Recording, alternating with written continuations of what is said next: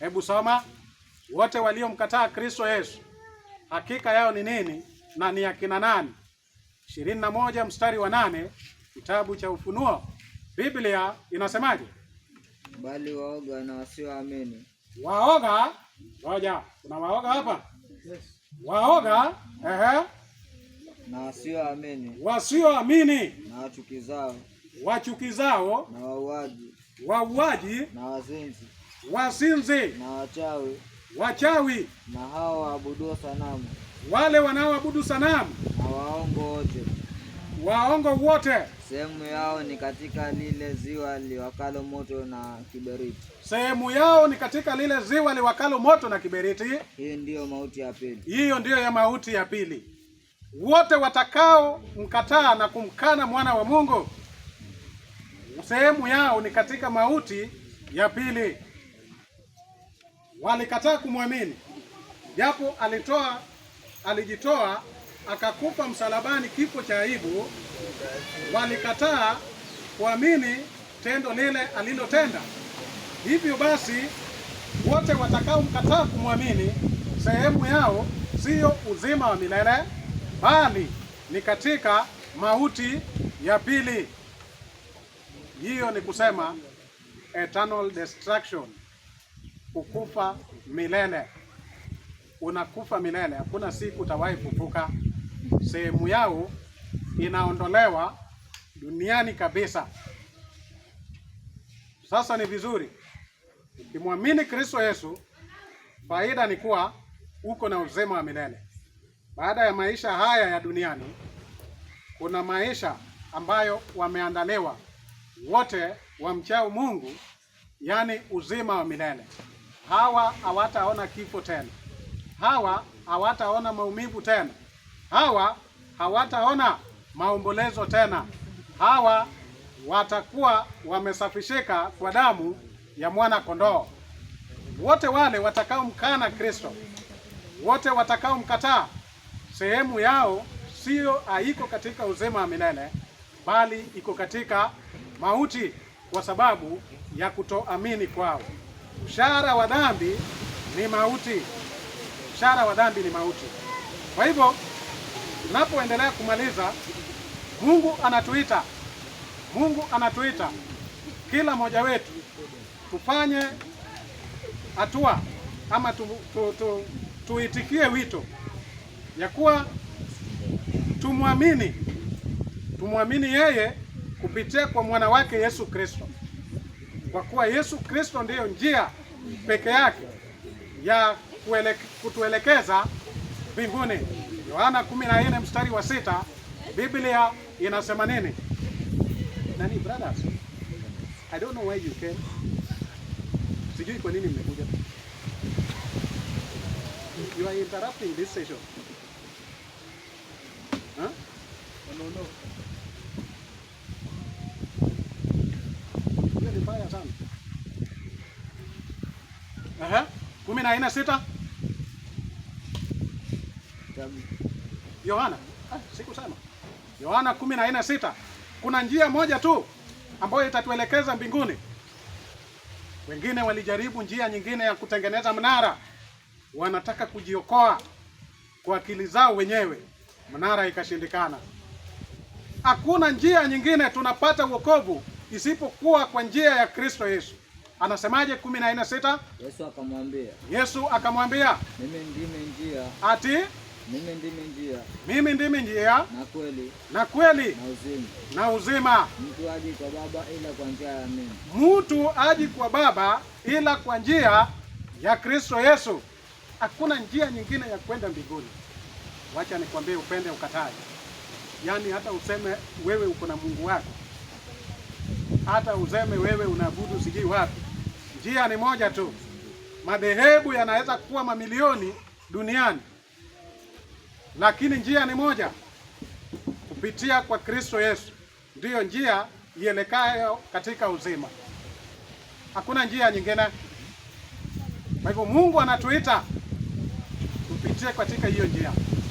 Yeyote asiyepitia katika hiyo njia, huyo ni mwizi na ni mnyang'anyi. Biblia inasema hivi. Yesu ndiyo lango. na amefungua hiyo mlango kwa kila mtu, whether wewe ni maskini, wewe ni tajiri, uko na elimu, hauna, njia imefunguliwa wazi wazi kwa watu wote, kwa mataifa dunia mzima. Na ndiposa mtu akasema mlango wa wema. Hebu tuimbe stanza 110.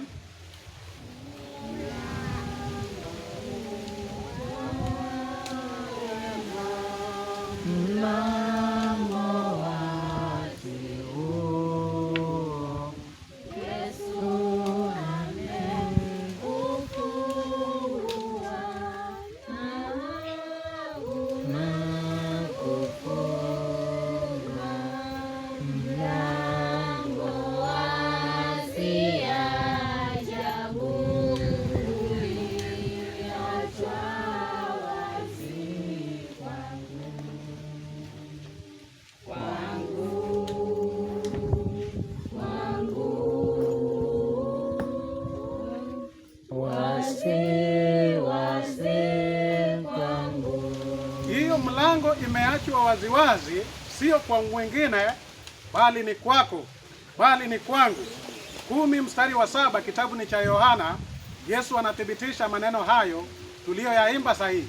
Hebu soma 10:7, kitabu ni cha Yohana. Brother David? Yes. What's the time?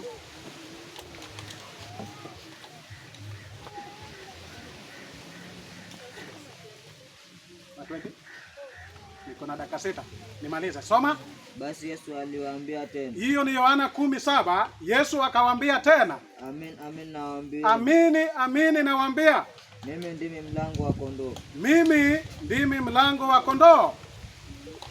Kristo ndiye mlango wa kondoo.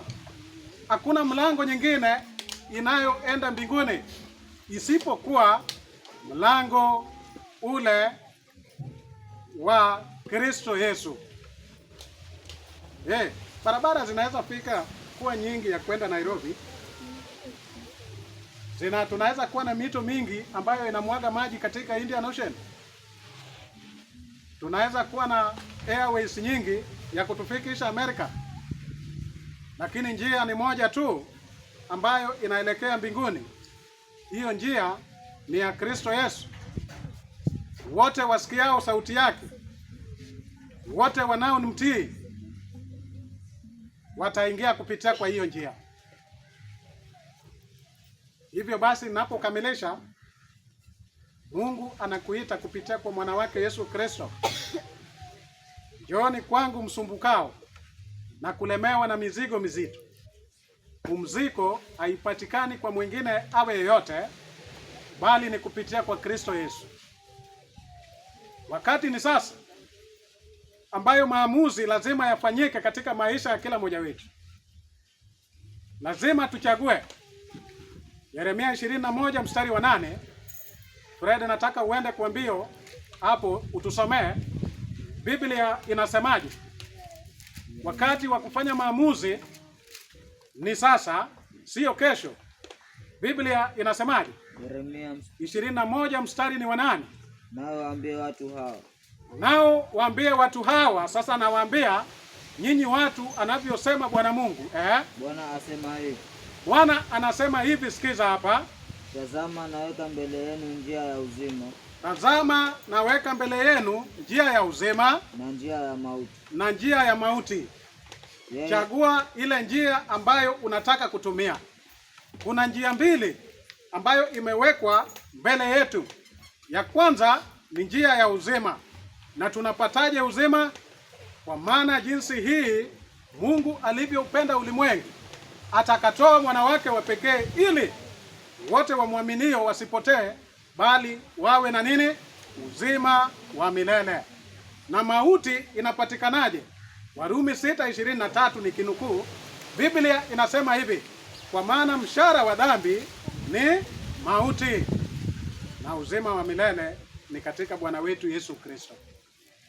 Kwa hivyo ni jukumu la kila mmoja wetu kufanya maamuzi yake mwenyewe. Njia gani unataka kuchukua? Yote ni njia. lakini ile yenye inaongoza ama inatuelekeza katika uzima ni njia moja tu ya Kristo Yesu. Ile ambayo inatuelekeza katika mauti ni njia uchague kutenda dhambi. Dhambi ni uasi wa sheria za Mungu. Kwa hivyo niwekeni kwake Kristo Yesu, tuamini kafara ambayo Mungu alitoa kupitia kwa mwana wake. Kama tunataka kuokoka, Fredi, nataka umalizie kwa kitabu cha Matendo ya Mitume sura ya 16 mstari wa 30. Biblia inasema nini na 31? 16:30 Matendo ya Mitume. Biblia inasemaje? Kisha akawaleta nje akasema. Kuna askari moja alikuwa wamefungwa akina Paulo na Sila, lakini walipoendelea kufanya ibada kumwimbia Mungu katika ile gereza, kulikuweko na tetemeko la ardhi ambayo ilifanya mlango wa gereza ikatingizeka na kufunguka. Alafu tukio hilo ikawa imefanya Paulo na Sila watoke pale gerezani. Walipokuwa wanatoka, askari akawaongoza nje. Rudia, inasemaje? Kisha akawaleta nje akasema. Akasemaje? Bwana zangu, Bwana zangu, yanipasa nifanye nini nipate kuokoka? Sikiza swali. Ili tupate kuokoka, ili kupate kuokoka, inatupasa tufanye nini? Sasa sikiza jibu la haraka. Jibu la haraka. Mstari wa 31. Wakamwambia, muamini Bwana Yesu nawe utaokoka pamoja na nyumba yako. Muamini Bwana Yesu nawe utaokoka na nyumba yako. Hilo ndilo message. The value of salvation. Thamani ya wokovu. Kama sio kifo cha Yesu pale msalabani, leo hii haungekuwa. Muamini Bwana Yesu, wewe na nyumba yako utaokoka. Wokovu, tunapoongelea kuhusu wokovu ni kumwamini Bwana Yesu. Wokovu inaweza kuwa mara mbili. Umeokoka labda ajali fulani, gari imeanguka ikabingirika mara 2 3, lakini wewe umebaki uko mzima. Hapo umeokoka. Vile vile kuna wokovu ambayo tunatolewa katika uovu, tunaingizwa katika ukweli ama katika nuru, mwangaza wa neno la Mungu. Huko ni kuokoka. We are saved spiritually. You can be saved physically. Physically ni ile ajali imefanyika kitu kama hiyo. Ukaokoka wewe huko umea. Hiyo ni kuokoka physically. Lakini kule kuokoka spiritually, kiroho, umemwamini Bwana Yesu, wewe na nyumba yako unaokoka, unaokolewa dhidi ya uasi, dhidi ya uongo, dhidi ya yule muovu ibilisi.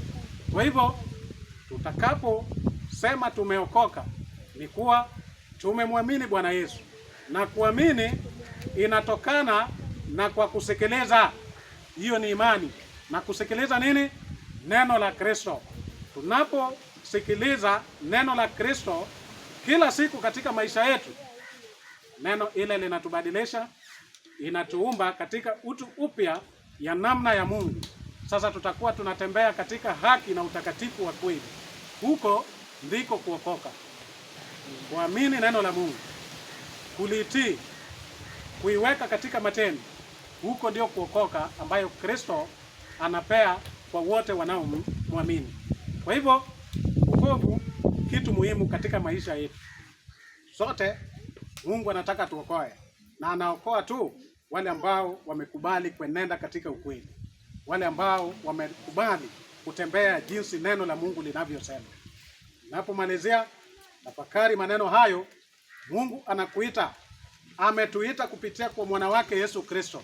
Tusije tukamwacha upesi, tukapenda ulimwengu wa sasa.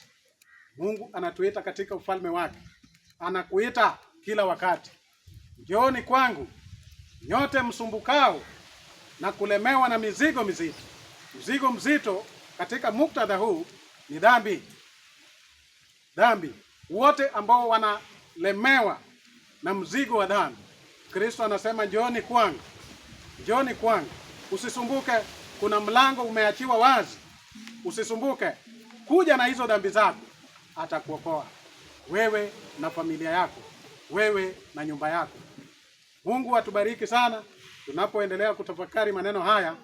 Mungu atuwezeshe, Mungu atusaidie, tuenende na tupende ukweli, tudumu katika ukweli na tutii ukweli. Amen?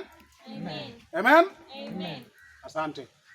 Ulimwengu siutaki, namtaka Bwana Yesu. 145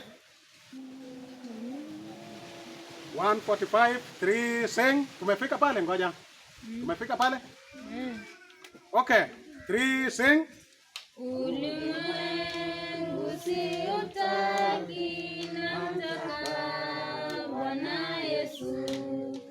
Dunia mlidanganya, Yesu yu mwaminifu.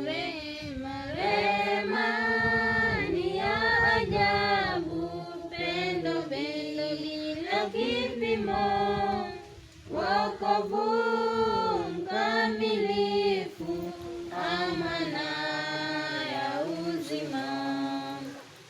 Ulimwengu siutaki, namtaka Bwana Yesu. Kati ya dhoruba kali, yeye wimbo mtamu. Rehema ni ya ajabu, pendo bila kipimo, wokovu mkamilifu, amana ya uzima. Ulimwengu siutaki, namtaka Bwana Yesu. Safarini duniani, yeye ndiye furaha yangu. Rehema ni ya ajabu, pendo bila kipimo, wokovu mkamilifu, amana ya uzima. Ulimwengu siutaki, namtaka Bwana Yesu. Msalaba naamini, hata namwona Yesu. Rehema ni ya ajabu, pendo bila kipimo, wokovu mkamilifu, amana ya uzima.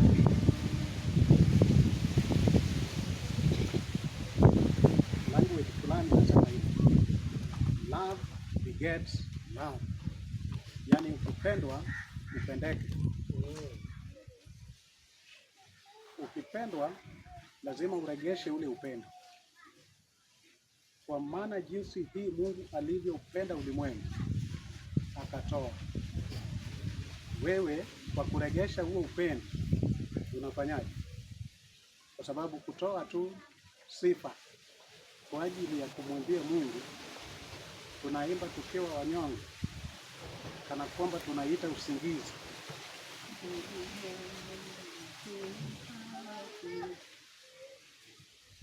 Ibada ambayo inampendeza.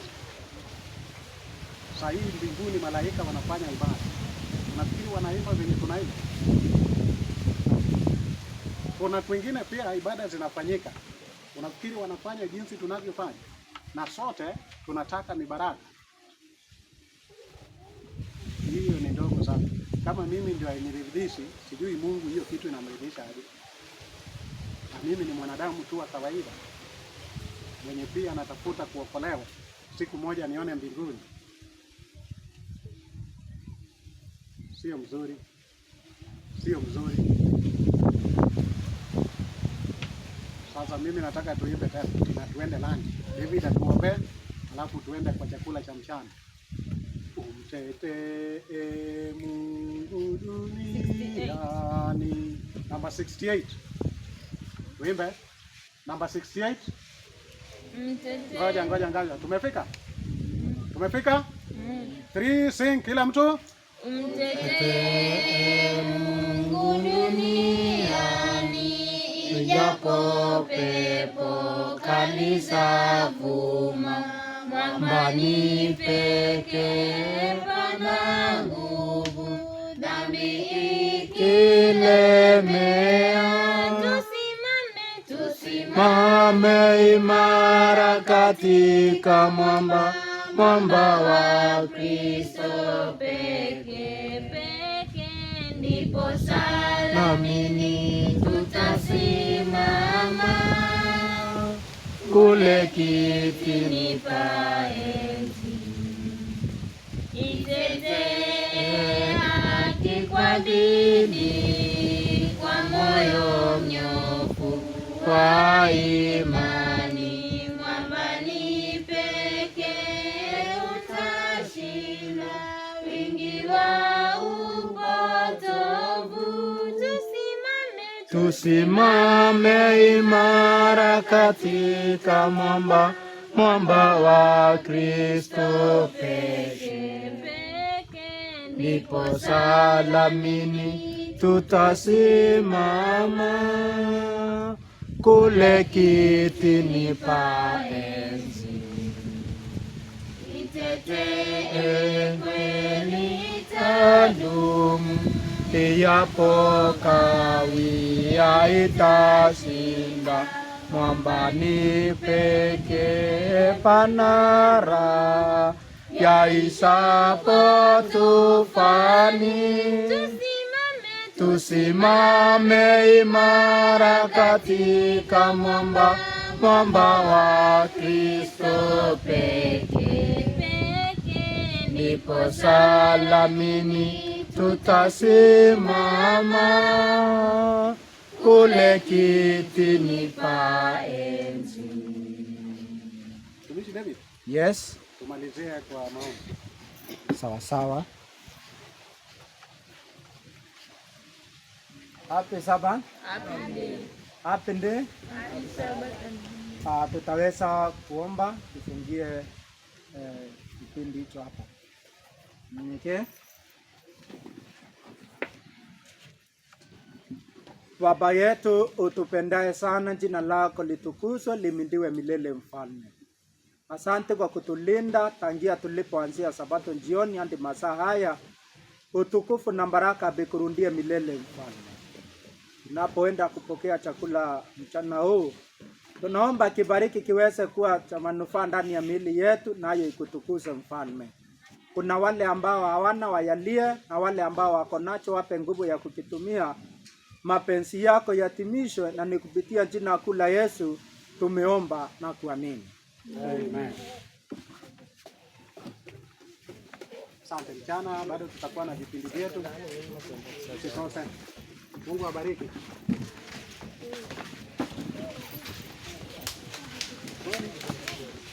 Koni. I need some water.